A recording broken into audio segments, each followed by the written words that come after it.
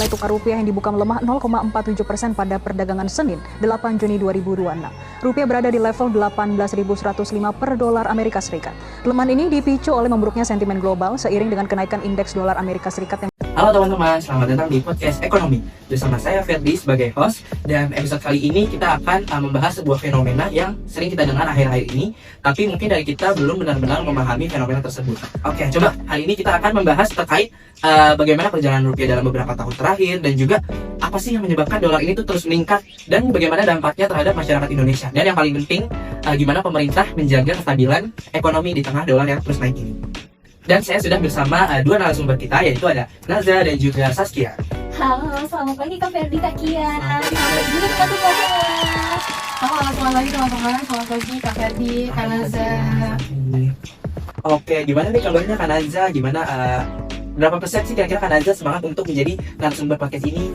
Halo Kak Ferdi, kalau untuk kabar aku baik banget, dan untuk semangat, kayak lebih dari 100% Wah, siap enak untuk dong. menjadi narasumber pada podcast kali ini. Nah, kalau Kak Saskia gimana nih? Kalau kabar aku alhamdulillah baik banget. Terus kalau ditanya emang seberapa semangat buat ikutan podcast ini, semangat banget, lebih dari 1000% buat Wah, ikut podcast keren Makro banget. Ekonomi ini.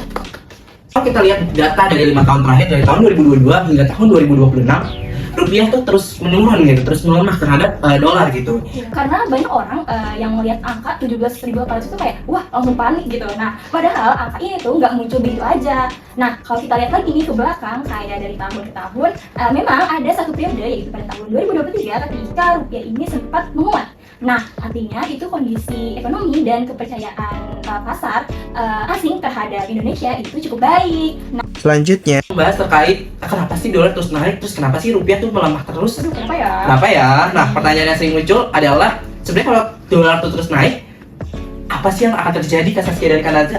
Jadi aku dulu ya, kalau menurut aku nih, jika kita bicara penyebabnya, kita tuh nggak bisa lihat dari satu sisi aja, maksudnya dari Indonesia aja gitu ya. Karena pergerakan nilai tukar rupiah ini sangat dipengaruhi oleh kondisi global. Nah, salah satu penyebabnya itu adalah kebijakan suku bunga Amerika Serikat.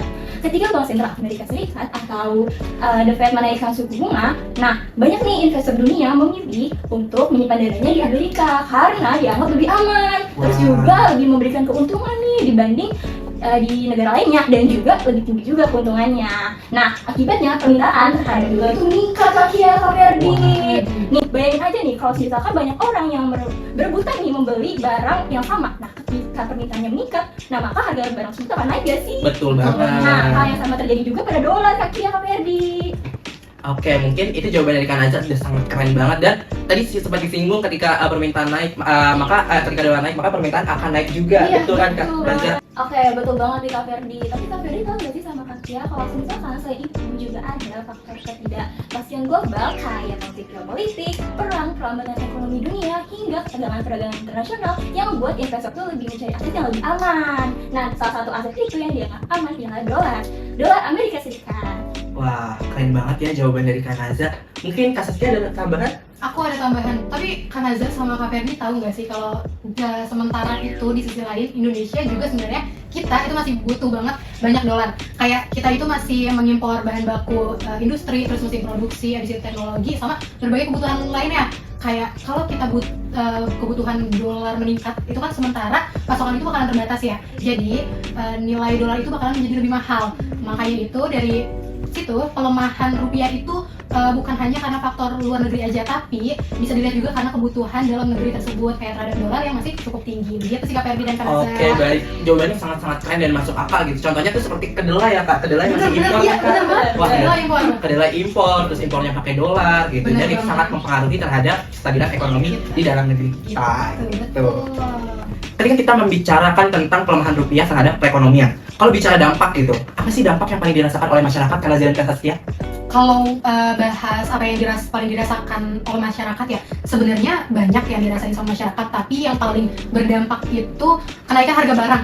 Kayak misalnya ketika rupiah lemah, otomatis kan barang impor tuh bakalan jadi lebih mahal ya. Betul, Terus benar. padahal banyak industri itu di Indonesia masih menggunakan bahan baku impor dari luar negeri gitu kan. Terus ketika biaya produksi naik, otomatis perusahaan biasanya bakal menyesuaikan harga jual produknya tersebut. Kayak akhirnya masyarakat juga harus membeli barang dengan harga yang lebih tinggi lagi, dan ini yang sebenarnya bisa memicu inflasi begitu. Mungkin dari Kak Naza ada tambahan? Sebenarnya aku setuju banget sama jawaban Kak Kia, tapi aku mau nambahinnya. Boleh Kak. Nah, gak hanya itu, membayar utang luar negeri juga menjadi lebih mahal karena harus dibayar menggunakan dolar. Nah, jadi dampaknya bukan hanya pada rumah tangga, tapi juga pada perusahaan dan juga pemerintah atau bahkan kita semuanya. Iya, benar ya, kita semuanya bakalan kena dampaknya sebenarnya. Nah, mungkin kita masuk ke topik terakhir aja kali ya. Boleh banget. Oke, sip. Gimana Kak Naza? Ya udah selesai ya. Ya kok cepet banget ya, maksudnya kita kayak sebentar banget gitu ya. Terakhir nih. Oke, baik, kita bahas bagaimana pemerintah menjaga stabilitas ekonomi gitu. Boleh kali ya dari aku dulu Oke, dari Kak Naza nih. Oke, Nah, baik. menurut aku langkah pertama itu pastinya berasal dari Bank Indonesia sendiri melalui kebijakan moneter. Nah, Bank Indonesia melakukan intervensi di pasar valuta asing untuk menjaga agar pergerakan rupiah tidak terlalu bergejolak nih Kak Ferdi. Oh, gitu Kak Naza. Nah, selain itu, BI juga mengatur suku bunga acuan agar menjaga kepercayaan investor terhadap perekonomian negara kita nih Kak Ferdi Kak Kia. Jadi aku oke banget sih sama jawaban dari Kak Naza.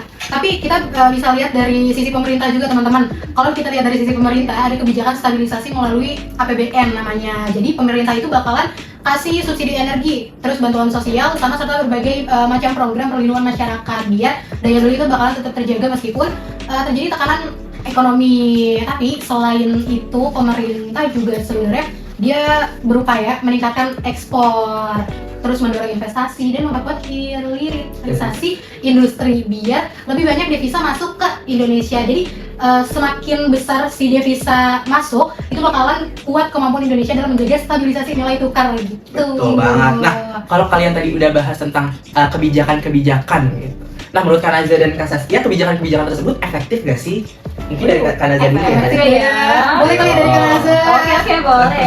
Aku nih ya, kebijakan tersebut itu cukup efektif loh untuk meredam gejolak yang lebih besar. Nah, kalau kita melihat kondisi ekonomi global yang penuh ketidakpastian gini nih, kayak Ayo, apa ayo? kayak hubungan kajian kali ya. Waduh. Gak ada nih, gak ada teman-teman. Nah, iya kondisi ekonomi global yang penuh ketidakpastian, Indonesia masih mampu loh menjaga inflasi dalam batas yang relatif terkendali dan pertumbuhan ekonomi tetap berjalan. Nah, namun kebijakan moneter ini sebenarnya nggak selalu memberikan dampak yang positif Kak Ferdi. Gimana tuh Kak Naza? Nah, ketika BI menaikkan suku bunga untuk menjaga stabilitas rupiah, ada nih yang namanya konsekuensi yang harus diperhatikan oleh BI. Apa sih Kak konsekuensinya? Apa ya? Nah, suku bunga yang lebih tinggi dapat membuat biaya pinjaman menjadi lebih mahal. Waduh. Nah, terus mengakibatkan sebagian masyarakat mungkin menunda mengambil kredit rumah, kredit kendaraan, atau bahkan pinjaman usaha di kafe di Kakia. Nah, di sisi lain juga pelaku usaha lebih berhati-hati untuk melakukan ekspansi karena biaya modal yang meningkat. Wah, Dampaknya Iya. sangat-sangat sangat besar banget. besar banget. Aku setuju banget sama apa yang tadi Kak Naza katakan. Karena tantangan terbesar pemerintah dan Bank Indonesia itu sebenarnya bukan sekedar membuat rupiah menguat aja nih, tapi tantangannya itu menemukan titik keseimbangan antara menjaga stabilitas nilai tukar, mengendalikan inflasi dan tetap mendorong pertumbuhan ekonomi tersebut. Jadi menurut aku sampai saat ini tuh yang paling penting bukan cuma kayak apakah rupiah selalu kuat atau enggak gitu kan, terus kayak melainkan apakah perekonomian Indonesia itu tetap stabil aja, terus kayak dunia usaha bakalan terus tetap bergerak dan masyarakat masih memiliki daya beli yang cukup baik dan menarik. Begitu sih kalau dari aku. Baik, keren banget, jawaban keren banget, Kak keren Kia. banget. Aku setuju. Sama, aku juga setuju. Oke, baik. Terima kasih banget nih Kak Naza. Karena jawabannya tuh keren-keren banget, terus masuk juga ke dalam Bener teori banget, ekonomi makro yang kita pelajari gitu. Kita jadi belajar banyak hal dari topik Belajar dulu yang pasti relate juga nih. Iya, kita. benar banget. Bener ngerasain gitu ya. Ngerasain apalagi sekarang di 2026. Ini Gimana? ekonomi ya. Ini ekonomi Itu banget dia. nih. Oke, baik. Mungkin dari tadi kita udah seru-seruan bareng, belajar bareng bersama Kak Naza dan juga Kak Saskia. Mungkin untuk penutup kita bahas sedikit aja kali ya dari inti podcast ini, yaitu dari pembahasan kita hari ini kita bisa memahami bahwa pelemahan rupiah itu tidak terjadi begitu aja gitu. Tapi juga ada berbagai faktor, gak cuma dari satu faktor aja ya, karena dari Kak Bener, Saskia. ya, betul. Ada tadi dari faktor global, Bener. ada faktor kebijakan ekonomi dan juga aktivitas perdagangan gitu yang mempengaruhi dari pelemahan rupiah itu sendiri. Oke teman-teman, cukup sekian podcast dari kelompok 3 bersama saya Ferdi Lestiawan sebagai host dan Nazar itu Jana sebagai narasumber 1. juga Saya Saskia Nadirwan sebagai narasumber 2. terima kasih yang sudah mendengarkan podcast ini dan juga sampai jumpa di episode selanjutnya. Salam ekonomi, salam kritis, dan sampai jumpa.